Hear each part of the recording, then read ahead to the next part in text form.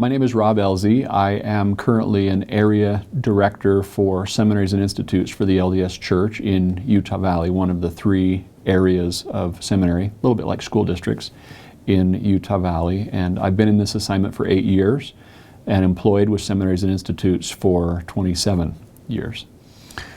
My current assignment with seminaries and institutes is similar to maybe a school district's superintendent. I help oversee about 150 personnel, everything from training to payroll to curriculum to placement of employees, hiring, firing of employees, and those sorts of things, much like a public school superintendent.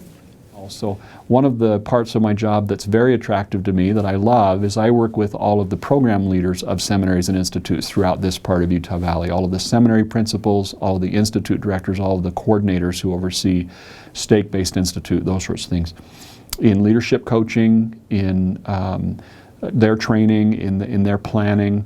I meet with each of them on a cyclic regularity in helping service them in their programs. I love that part of my assignment. I also work with each of the employees in my area. I try and observe each of their seminary or institute classes at least once a year, usually more, especially if they're a newer employee, and provide coaching for them on teaching improvement, which is also one arm of my assignment, is to help at least oversee, if not provide, the teaching improvement.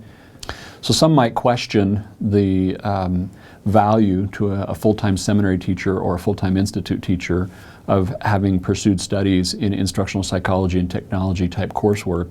I had expected, and still do in some respects, to consider myself a full-time teacher for my career, for much of my career.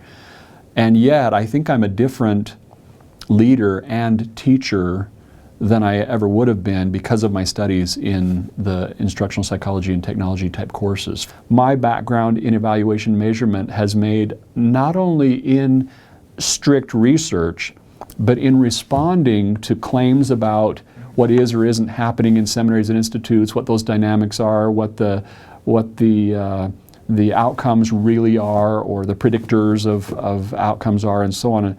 I analyze and critique and weigh out and make decisions very differently than I think I would have had I not had that coursework and background in instructional science.